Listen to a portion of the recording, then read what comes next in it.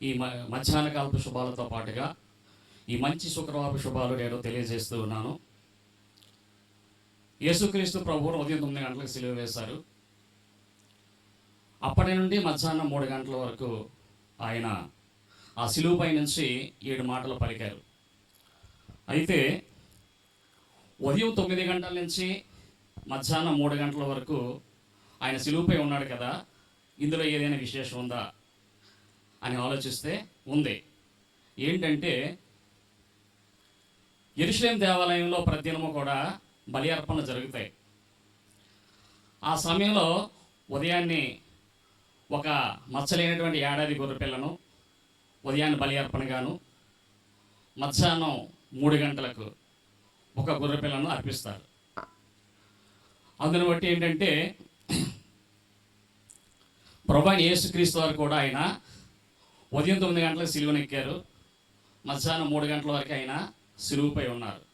ఇంకో ప్రాముఖ్యమైన విషయం ఏంటంటే మొట్టమొదటిగా ఆయన 9 గంటలకు సిలువ వేసినప్పుడు ప్రార్థన చేశాడు. ఆయన ఏంటంటే ఆ ప్రార్థన మొట్టమొదటి మనం మాట్లాడుకున్నాం కదా, తండ్రి వీరు ఏమి చేయుచున్నారో వీరెవరు ఇంకా వీరిని క్షమించమని. అదేవిధంగా 3 గంటలకు ఆయన ఆ యొక్క సమాప్తి చేశారు. చేసినప్పుడు ఏమన్నాడంటే, నా దేవా నా దేవా నన్ను ఎందుకు చెయ్యి విడిచితివి. ఈ రెండు కూడా 7 మాటల్లో ప్రార్థన అన్నమాట. ఇవన్నీ కూడా ఈ 2 మాటలు కూడా ప్రార్థన. అయితే ఇంతవరకు మనం 3 మాటలు ధ్యానం చేసాం కదా, ఇక 4వ మాట. ఇది 7 మాటల్లో మధ్య మాట. మనం మార్కు సువార్త 15వ అధ్యాయము 34వ వచనాన్ని ఒకసారి మనం చూసినట్లయితే, నేను చదువుతానమ్మా. 3 గంటలకు యేసు ఏలోయి ఏలోయి లామా సబక్తాని అని బిగ్గరగా కేక వేశాను. ఆ మాటకు నా దేవా నా దేవా నన్ను ఎందుకు చెయ్యి విడిచితివని అర్థం. ఇదే లేఖన భాగాన్ని మత్తయి సువార్తలో కూడా రాశాడు. 27వ అధ్యాయము 45-46 వచనాలు. అయితే మనం ధ్యానాంశంగా మార్కు సువార్తనే తీసుకున్నాం కాబట్టి దాని నుంచే నేను మాట్లాడతాను. ఈ వాక్య భాగాన్ని మీతో పంచుకునే ముందు ప్రభు నడిపింపు కొరకు వచ్చిన ప్రార్థన చేద్దాం. ప్రార్థన. పరిశుద్ధుడా, మీకు స్తోత్రాలు. ఈ సమయంలో నాయన నీ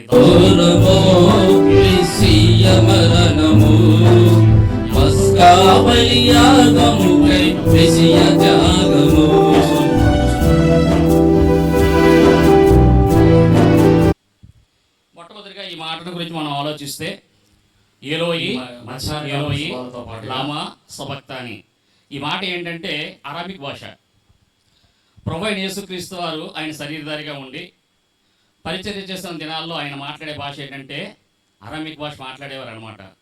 అందుకే మనం చూస్తే యాయూరు కుమార్తె చనిపోయినప్పుడు ఆయన ఆమె దగ్గరికి వెళ్ళి తలీ తోకుమి అన్నాడు.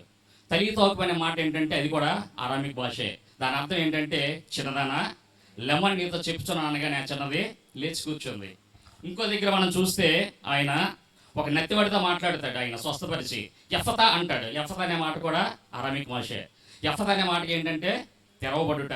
వెంటనే వాడు నాలుగు తెరవబడి వాడు మాట్లాడినట్లుగా మనం చూస్తున్నాం. ఇక్కడ ఏమంటున్నాడంటే ఆయన ఏలోయి ఏలోయి లామా సబక్తాని అనే మాటకి మనకి తెలుగు బైబిల్ ఏం రాయబడిందంటే, నా దేవా నా దేవా నన్ను ఎందుకు చెయ్యి విడిచిదని అర్థం రాయబడింది. అయితే ఈ మాట ఏంటంటే ఇది గొప్ప ఆర్తనాదం, గొప్ప కేక, గొప్ప విలాపం అన్నమాట. ఆయన ఏడుస్తున్నాడు సెలువు మీద నుంచి. ఎందుకంటే తండ్రి అయిన దేవుడు ఆయన్ని చెయ్యి విడిచిపెట్టేశాడు. అందువల్ల ఏం చేస్తున్నాడంటే ఆయన ప్రశ్నించడం లేదు తండ్రిని, నువ్వు నన్ను ఎందుకు చెయ్యి విడిచావని అడగట్లేదు, కానీ దేవా నన్ను ఎందుకు చెయ్యి విడిచిపెట్టావని ఆయన బతిమాలతో ప్రార్థన చేస్తున్నాడు అన్నమాట. మరి రెండవదిగా చూస్తే ఇది ఏంటంటే ప్రవచనం యొక్క నెరవేర్పు. ఈ ప్రవచనం ఎక్కడ నెరవేరబడిందంటే మనకి కీర్తన 22వ కీర్తన 1వ వాక్యంలో దావీదు ఏం చేశారంటే, క్రీస్తుకు పూర్వమే 600 సంవత్సరాల క్రితం ఆయన ప్రవచించాడు. ఆయన పరిశుద్ధాత్మ ద్వారా క్రీస్తు యొక్క శ్రమణం గురించి ప్రవచించాడు. ఒకసారి మనం ఆ లేఖనాన్ని చూస్తే మనము, నా దేవా నా దేవా నీవు నన్ను ఏలవిడనాడితివి, నన్ను రక్షింపక నా ఆర్తధ్వని వెనక నీవేళ దూరంగా ఉన్నావు చాలమ్మ. ఇప్పుడు ఏంటంటే ఈ మాట అప్పుడు దావీదు పలికిన మాట ఇప్పుడు ప్రభువైన యేసుక్రీస్తు వారు ఏం చేస్తున్నారంటే సిలువు మీద నెరవేరుస్తున్నారనమాట. ఇక్కడ నెరవేర్పు జరుగుతుంది. ఎందుకంటే తండ్రికి ఆయన మొరపెడతా ఉన్నాడు. ఎప్పుడు కూడా తండ్రి కుమారుడిని విడిచిపెట్టలేదు. ఇప్పుడు విడిచిపెడుతున్నాడు కాబట్టి ఆయన ఏం చేస్తున్నాడంటే రోజు ఇస్తున్నాడు అనమాట శిలువ మీద నుంచి. అయితే మన పరిశుద్ధ గ్రంథాన్ని గమనిస్తే యేసుక్రీస్తు గురించి తండ్రి ఒక మాట చెప్పారంటే డైరెక్ట్ గా చెప్పాడంటే ఒకసారి పట్టణం నుంచి చెప్పినటువంటి మాట ఉండగానే వాళ్ళు ఎక్కడ వచ్చారంటే కపెర్నహూము వచ్చారు. గలిలయ సముద్రం ఉంటుంది, దాని పక్కన బ్యాక్ సైడ్ గ్రామం ఉంటుంది, ఇటు పక్క కపెర్నహూము ఉంటుంది. ఆ వస్తు ఇలా వచ్చిన తర్వాత పర్వతం ఉంటుంది, పర్వతం తర్వాత కంటిన్యూషన్ అలా వెళ్ళిపోతే జోర్దాను నది గురించి మనకి అప్రస్తుతం గాని అయినప్పటికీ కూడా వారు బ్యాక్ సైడ్ గ్రామము లేక పట్టణం నుంచి కపెర్నహూము వచ్చి కపెర్నహూము నుండి యేసు ప్రభు చేసినటువంటి సువార్తలో వీరు మొట్టమొదటిగా 12 మంది శిష్యులు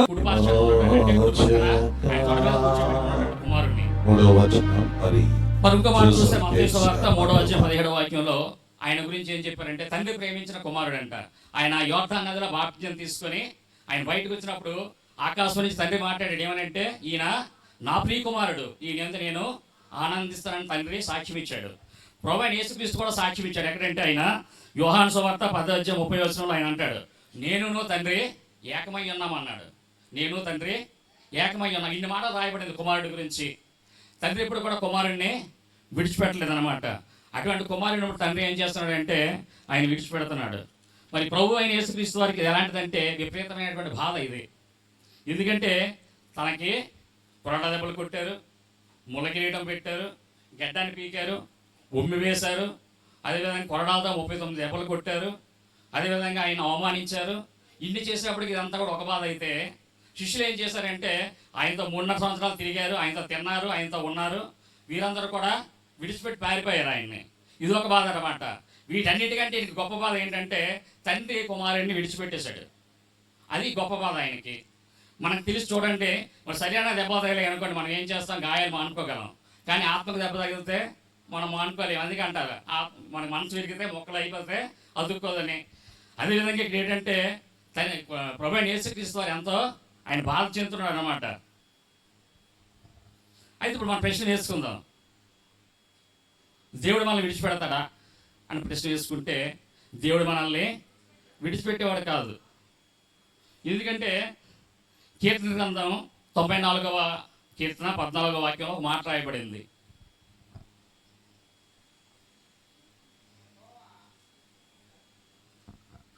చెప్పండి బాబు.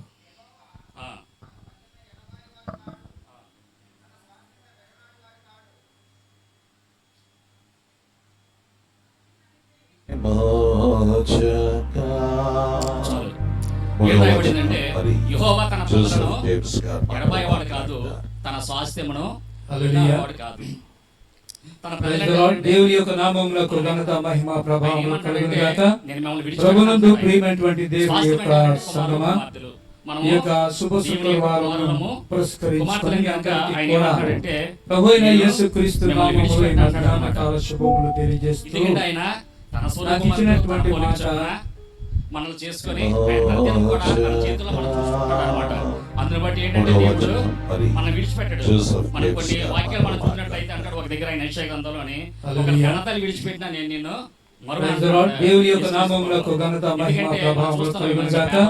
ప్రభునందు ప్రియమైనటువంటి దేవుని యొక్క సంగమా, ఈ యొక్క శుభ శుక్రవారమును పురస్కరించుకొని అందరికీ కూడా ప్రభువైన యేసుక్రీస్తు నామములో మధ్యాహ్న కాల శుభములు తెలియజేస్తూ నాకు ఇచ్చినటువంటి మాట, అమ్మా మనల్ని ఎవరు ఆదరిస్తారండి? ఇదిగో నీ కుమారుడు, ఇదిగో నీ తల్లి అని ఒకవేళ తల్లిదండ్రులు ఆదరించకపోయినా మనల్ని ఆదరించేవాడు ఎవరంటే ప్రభువైన యేసుక్రీస్తు. So he said to his mother, he is your son. Then he said to the disciples, she is your mother. ఇంకో మాట ఏం చెప్పాడంటే అని చెప్తూ మరి యోహాను భక్తుడైనటువంటి యోహాను రాసినటువంటి మాటల్లోని ప్రత్యేకమైనటువంటి ఈ యోహాను సువార్తలోని మత్తయి, మార్కు, లూకా వారికంటే ఒక ప్రముఖమైనటువంటి భావగర్భితమైనటువంటి మాటలు యోహాను ఇందులో పొందుపరిచాడు. ఏమిటంటే శిలువ మరణం ద్వారా క్షమాపణ మనకు కలిగెను, శిలువ మరణం ద్వారా రక్షణ మనకు కలిగెను, శిలువ మరణం ద్వారా ఆదరణ మనకు కలిగెను, శిలువ మరణం ద్వారా ఆత్మీయ దాహము మనకు తీర్చబడెను, శిలువ మరణం ద్వారా దేవుని యొక్క ప్రేమ పొంది ఉన్నాము.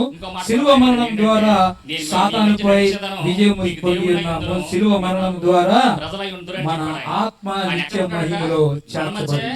ఈ 7 మాటలు కాకుండా యోహాను సువార్తలో వెలుగు, వాక్యము, శరీరము, ప్రేమ, సాక్ష్యము, గ్రహింపు, అంధకారం. 28వ అధ్యాయం 15వ వాక్యంలో భక్తుడైనటువంటి యోహాను రాసినటువంటి మాటలు ముందు ఆయనను గూర్చి ఒక నేపథ్యం ఏంటంటే ఆయన ఎక్కడ పుట్టాడు, ఎక్కడ పెరిగాడు, ఏ వాతావరణంలో నుంచి యేసు ప్రభు శిష్యులుగా చేర్చబడ్డాడు అనేటువంటి మాటలు మనం క్లుప్తంగా నేర్చుకుందాం. సమయం 1 అయింది, పావు గంట ఉన్నారు కాబట్టి పరీక్ష రాసినోడికి కూడా 5 మినిట్స్ గ్రేస్ మినిట్స్ ఇస్తారు. అవే మార్కులు కూడా పరీక్ష రాసినటువంటి వారికి 5 మినిట్స్ గ్రేస్ మార్క్స్ ఇస్తారు. కాబట్టి సంఘాన్ని కోరుతుంది ఏంటంటే ఒకవేళ నేనేమైనా 15 మినిట్స్ దాటిపోతే 5 minutes grace marks from grace of God. ఆయన భక్తుడైనటువంటి యోహాను ఏం చెప్తున్నాడంటే ఆయన పుట్టిన వారి చుట్టూ ఏమవుతుందంట, ఆయన దూత కావలి ఉంటారు. దూతలు మనకు కనిపించరు, కానీ మన పక్కన దేవుడు ఏం చేశాడంటే దూతల్ని కాపలా పెట్టాడు. మనకి ఆల్రెడీ మనకి ఎవరైనా చూస్తే ఏం చేస్తా అంటే ఇప్పుడు పెద్ద పెద్ద అధికారులు ఉన్నారనుకోండి, రాజకీయ నాయకులు, వాళ్ళకి ఏం చేస్తారు, బాడీ గార్డు పెడతారు, చిరుపక్కల గన్నలు పట్టుకుని ఉంటారు.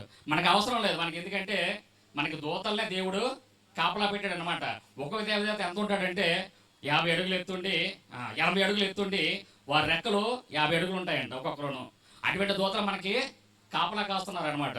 ఆ మాట ఇక్కడ చెప్తున్నాడు యాకోబు తోటి, భయపడిన అవసరం లేదు, నేను నీకు తోడుగా ఉండి నేను మళ్ళా రప్పిస్తాను. యాకోబు భయపడతాను, మళ్ళా నీ తల్లిదండ్రుల దగ్గరికి నేను వస్తాను రాను అనుకుంటున్నాడు అనమాట. అందుకే దేవుడు ఏమంటున్నాడంటే నేను మళ్ళా రప్పిస్తాను, నేను చెప్పినది నెరవేర్చే వరకు నిన్ను విడవని అంటున్నాడు అనమాట యాకోబు తోటి. యెహోషువతో కూడా అన్నాడు ఆయన అదే మాటలు చెప్పాడు. యెహోషువ గ్రంథంలోని 1వ అధ్యాయం 5వ వాక్యంలో, నేను మోషేకి తోడై ఉన్నట్లు నేను నీకు తోడై ఉందును, నిన్ను విడువను, నేను ఎడబాయను. ఇక్కడ కూడా యెహోషువకు భయమే, ఎందుకంటే మోషేని వాళ్ళు శోధించారు అనేక సందర్భాల్లో. మోషే మీద తిరుగుబాటు చేశారు, 40 సంవత్సరాలు తిరుగుబాటు చేశారనమాట. ఇప్పుడు మోషే గారు చనిపోయిన తర్వాత దేవుడు యెహోషువ గారికి అందిస్తున్నాడు ఆ యొక్క నాయకత్వాన్ని. యెహోషువ భయపడుతున్నాడు, వీళ్ళు లోబడిన ప్రజలు అనేక సందర్భాల్లో మోషే మీద తిరుగుబాటు చేశారు, నా మీద తిరుగుబాటు చేయరని. అందుకు దేవుడు ఏమంటున్నాడంటే నేను మోషేకి తోడై ఉన్నాను కాబట్టి మీకు కూడా నేను తోడై ఉంటానని చెప్తున్నాడు అనమాట. నిన్ను విడువను, నేను ఎడబాయనని. ఈ మాటలు బట్టి చూస్తే మనకి ఏమర్థం అవుతుందంటే దేవుడు మనల్ని విడిచిపెట్టేవాడు కాదు. విడిచిపెట్టేవాడా కాదు.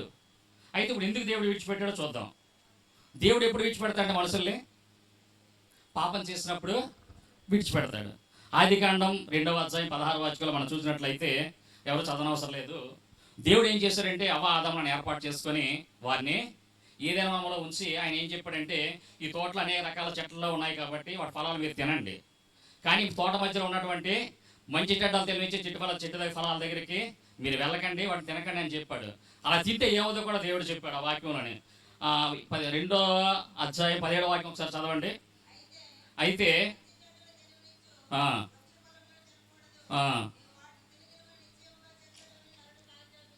ఆ మాట చూడండి, అక్కడ ఏం చెప్పాడంటే ఆజ్ఞ ఇచ్చాడు దేవుడు, ఖండితంగా చెప్పాడు అనమాట, మీరు అట్లనే తినకూడదు, ఇది నా యొక్క ఆజ్ఞ. ఆజ్ఞ అంటే ఏంటంటే తప్పకుండా పాటించవలసింది. అయితే వారు ఏం చేశారంటే శోధాని చేత శోధించబడ్డారు వాళ్ళు. చూడండి, మనలో ఏదైనా కోరుకుంది అనుకోండి, మన ఇంట్లో వాళ్ళు అంటారు మీరు అక్కడికి వెళ్ళకండి అని, మనకేంటంటే వెళ్ళాలని అనిపిస్తుంది. మనం ఏం చేస్తామంటే అవకాశం కోసం కనిపెడతాం అనమాట. కానీ ఎందుకు వెళ్ళామంటే ఇంటికాడ దెబ్బపెడతాను మనం వెళ్ళాం. మనం అదేవిధంగా ఇక్కడ ఏంటంటే వాళ్ళకి ఆ పండు తినాలని ఉంది, ఉన్నప్పటికీ వాళ్ళు ఏం చేశారంటే దేవుడు ఆజ్ఞించాడు కాబట్టి తినట్లేదు, కానీ హృదయంలో వాళ్ళకి ఏముందంటే తినాలని ఆశ ఉందన్నమాట. అందుకే వాళ్ళు ఏం చేశారంటే సాతాను శోధించగానే వెళ్ళి తిన్నారు. వాళ్ళు తినగానే ఏమైందంటే వాళ్ళు ఆజ్ఞాతిక్రమమైన పాపం చేశారనమాట. అందుకే మొదటి యోహాను పత్రికలో ఏమనంటారంటే 3వ అధ్యాయం 4వ వచనంలో ఆజ్ఞను అతిక్రమించడమే పాపం. పాపం అంటే ఇంకేం కాదు, దేవుడు ఏదే మాట చెప్పాడో ఆజ్ఞను మనము మీరకూడదు. దేవుడు ఏం చేశాడంటే 10 ఆజ్ఞలు ఇచ్చాడు అందరికీ, ఇశ్రాయేలు ప్రజలకు 10 ఆజ్ఞలు ఇచ్చాడు. దానితో పాటుగా చిన్న చితగా 316 ఆజ్ఞలు కూడా ఇచ్చాడు ఆయన. అవన్నీ కూడా వాళ్ళు పాటిస్తుంటారు యూదులు. ఒకసారి చూడండి 316 ఒకసారి కలపండి ఎవరైనా. 316ని 3+1+6 కూడా ఎంత అయింది? 10. 10 అంటే ఏంటంటే ఈ 10 ఆజ్ఞలకు ఆధారము ఆ 316 ఆజ్ఞలు అనమాట. మళ్ళీ 10ని కలపండి, 1+0 1. దానికి ఆధారం ఏంటంటే నీ పూర్ణ హృదయంతోనూ, నీ పూర్ణాత్మతోనూ, నీ పూర్ణ బలంతోనూ దేవుణ్ణి సేవించాలి. అందువల్ల ఏంటంటే మనం ఏ ఒక్క ఆజ్ఞ తప్పిపోయినా దేవుని మాట మనము విన్నట్లు అనమాట. అందువల్ల వారికి వచ్చిన పరిస్థితి ఏంటంటే దేవుడు వారిని ఏదైనా నుంచి బయటికి పంపించేశాడు ఆయన. ఇది గొప్ప మాట అనమాట. ఒకసారి మనం చూస్తే ఆదికాండం 3:23 వాక్యం ఒకసారి చదవండి.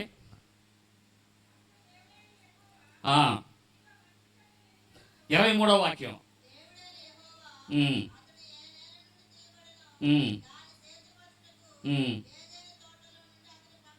పంపివేశాను. చాలమ్మా. ఏం చేశారట? వెళ్ళగొట్టి అనే మాట రాయడు. భయంకరమైన మాట ఇది. వెళ్ళగొట్టడం అంటే ఏంటో తెలుసండి? గెట్ అవుట్, నువ్వు ఇక్కడ ఉండడానికి వీల్లేదన్నాడు దేవుడు. పంపించాడు అనమాట. అందుకే రోమాపత్రికలో పౌలు గారు అంటారు 5వ అధ్యాయం 12వ వాక్యంలో ఏమంటాడంటే, ఇట్లుండగా ఒక మనుషుల ద్వారా పాపం ద్వారా మరణమును లోకంలోకి ఎలాగ ప్రవేశించనో అలాగే మనుషులందరూ పాపం చేసినందున మరణం అందరికీ సంప్రాప్తమైన అన్నమాట రాయబడింది. ఎవరి వల్ల పాపం వచ్చిందంటే ఆదాం వల్ల పాపం వచ్చింది. ఆ పాపం ఏమైందంటే మన మీద జల్లేదన్నమాట వాళ్ళందరూ కూడా. ఎందుకంటే ఆదాం రక్తం మనలో ఉంది, ఆదాం రక్తం మనలో ఉంది కాబట్టి ఆ పాపం మనలోనే ఉందన్నమాట. అందువల్ల దేవుడు ఏం చేశాడంటే ఈ లోకానికి ఆయన వచ్చాడనమాట. మనం ఇంకా కొన్ని వాక్యాలు చూస్తే కయ్యూను ఏం చేశాడంటే హేబేల్ని చంపేశాడా లేదా? చంపినప్పుడు ఏమైందంటే కయ్యూను కూడా దేవుడి సన్నిధి నుంచి వెళ్ళగొట్టబడ్డాడు. దేవుడు కూడా ఒక స్టాంప్ వేశాడు అనమాట. ఏమనంటే నేను ఎవడైతే చంపుతా వాడికి 7 శిక్ష కలుగుతుందని. హేబేల్ కూడా కయ్యూను కూడా ఏమైందంటే దేవుడి సన్నిధిలో నుంచి వెళ్ళగొట్టబడ్డాడు. అలాగే సౌలు కూడా దేవుని ఆజ్ఞను మీరినప్పుడు ఏమైందంటే సౌలు కూడా దేవుడు విడిచిపెట్టి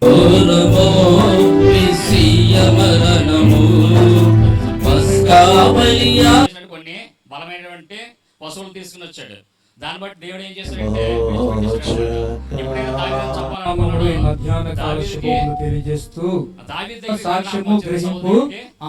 వచ్చింది. అందువల్ల ఏంటంటే మన పాపం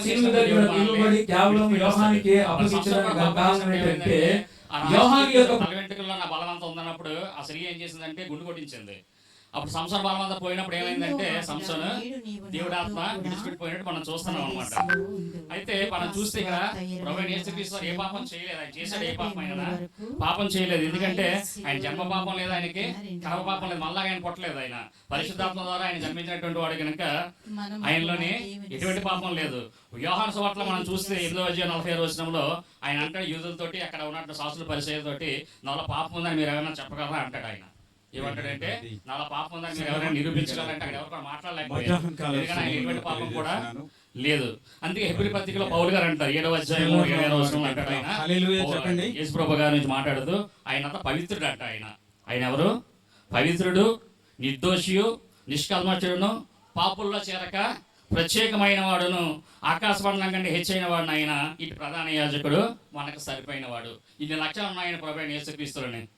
ఆయన పవిత్రుడు, నిర్దోషి, నిష్కల్మషుడు, పాపుల్లో చేరక ప్రత్యేకంగా ఉన్నవాడు అనమాట. అందువల్ల ఏంటంటే ఆయనలో ఎటువంటి పాపం కూడా లేదు. అయితే దేవుడు ఎందుకైతే ప్రభువుని విడిచిపెట్టాడంటే మనల్ని పాపాల నుంచి విడిపించడానికి. అందుకే యెషయా గ్రంథంలో మనకి ఆయన గురించి చెప్పడం మన మాట ఏంటంటే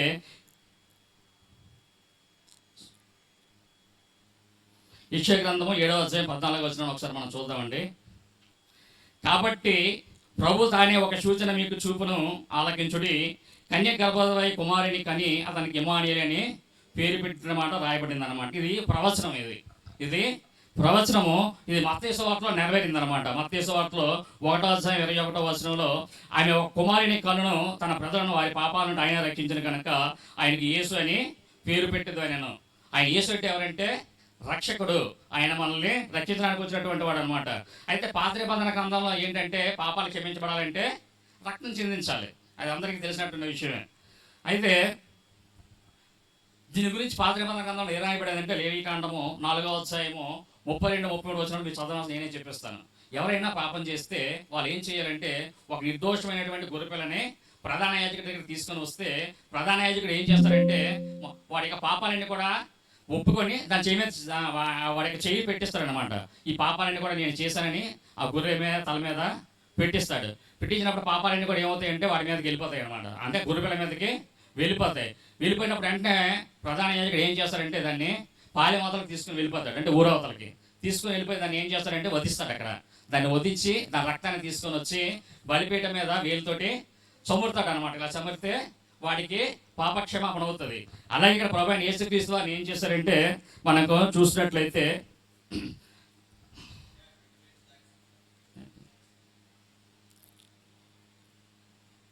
యెషయా గ్రంథంలో మనం చదివినట్లయితే 53వ అధ్యాయం 6వ వాక్యంలో ఒకసారి మనం చూద్దామండి అన్నమాట. మనమందరము గొర్రెలుగా త్రోవ తప్పిపోతుమి, మనలో ప్రతివాడును తనకిష్టమైన త్రోవకు తొలిగాను, యెహోవా మన అందరి దోషమును అతని మీద. చాలండి. ఇక్కడ ఏంటంట, ఏం రాయించారు దేవుడు? ఆయన మీద మోపారట పాపం. ఎవరి మీద మోపారు? యేసుక్రీస్తు మీద మోపారు పాపాలన్నీ కూడా. మన అందరి పాపాలు ఎవరి మీద మోపడ్డాయి? ఆయన మీద మోపడ్డాయి అనమాట. అందుకే ఆయన ఏం చేశారంటే ఊరి చివరికి తీసుకుని వచ్చారు ఆయన్ని. ఎక్కడ? యెరూషలేము చివరికి తీసుకుని వచ్చి ఆ గొల్గొతా కొండ మీద దేవుని గొర్రెపిల్లైనటువంటి యేసుక్రీస్తు ప్రభువారిని వధించారంట. అందువల్ల ఏమైందంటే మనకి పాపక్షమాపణ కలిగిందనమాట. అందుకే మనం చూస్తే మొదటి వాక్యం ఆయన అంటాడు, నా దేవా అంటాడు ఆయన, నా దేవా నా దేవా నన్ను ఎందుకు చెయ్యి విడిచుతామని. ఇక్కడికి వచ్చేసరికి ఏమైందంటే ఆయన విడిచిపెట్టినప్పటికీ ఆయన ఏమంటాడంటే, తండ్రి 4వ వాక్యంలో ఏమంటున్నాడు ఆయన, నా దేవా నన్ను ఎందుకు చెయ్యి విడిచుతావు అంటున్నాడు. అంటే ఇక్కడికి వచ్చేసరికి దేవా అంటున్నాడు, తండ్రి అని అంటలేదు ఆయన. ఎందుకంటే తండ్రి కుమారుల యొక్క సంబంధం అక్కడ తెగిపోయింది. ఎందుకంటే ఆ సమయంలో దేవుడు మన పాపాలని ఆయన పైన మోపి మనకేం చేశారంటే రక్షణ ఇచ్చాడు అనమాట. ఆ క్షణంలో తండ్రి నుంచి కుమారుడు వేరు చేయబడ్డాడు అనమాట. అయితే దేవుడు ఎంతసేపు విడిచిపెట్టాడంటే ఆయన్ని యెషయా గ్రంథంలో మనం చూస్తే 54వ అధ్యాయం 7వ వాక్యంలో, నిమిషం మాత్రమే నేను విసర్జించుతని గొప్ప వాత్సల్యంతో నిన్ను సమకూర్చదని అంటున్నాడు. ఎంతసేపు విడిచిపెట్టాడంట కుమారుడిని అంటే 1 నిమిషం పాడంట. దేవుని దృష్టిలో 1000 సంవత్సరాలంటే 1 దినంతో సమానం. కాబట్టి రెప్పపాటు కాలం కూడా ఆయన తండ్రి అయిన దేవుడు విడిచిపెట్టలేదు. అయితే ఇప్పుడు ప్రభు అయిన యేసు వారు ఏం చేస్తున్నారంటే ఎబ్రీ పత్రిక 7:25 ఒకసారి చూడండి అందరూ. ఎబ్రీ పత్రిక 7:25 ఒకసారి చదవండి. ఈయన తన ద్వారా దేవుని యొద్ద వచ్చేవారి పక్షమున విజ్ఞాపన చేయుటకు నిరంతరము జీవించున్నాడు గనుక వారిని సంపూర్ణంగా రక్షించుటకు శక్తిమంతుడై ఉన్నాడు. అదండి ఇప్పుడు ఏం చేస్తున్న ప్రభువైన యేసుక్రీస్తు వారు దేవుని యొద్ద ప్రధాన యాజకుడిగా ఉండి మనందరం కూడా పాపాలు చేస్తుంటాం అనుకుంటాం. మన పాపాలు చేయట్లేదని. మన చూపుల్లో తప్పు ఉంటుంది, మన వినికిడిలో తప్పు ఉంటుంది, మన మాటల్లో తప్పు ఉంటుంది. ఇవన్నీ కూడా మనం ఏం చేయాలంటే ప్రతిదినము ప్రార్థన చేసినప్పుడు ఒప్పుకుంటే ప్రభువైన యేసుక్రీస్తు వారు ప్రధాన యాజకుడిగా ఉన్నాడు కాబట్టి, దేవుని గొర్రెపిల్లగా ఉన్నాడు కాబట్టి ఆయన ఏం చేస్తారంటే తండ్రి సమక్షంలో వాటిని అన్ని కూడా మనం ఒప్పింప చేసి మనకు విమోచన కలుగజేస్తారనమాట. ఈ కొద్ది మాటలు దేవుడు దీవించిన కాక ఆమేన్.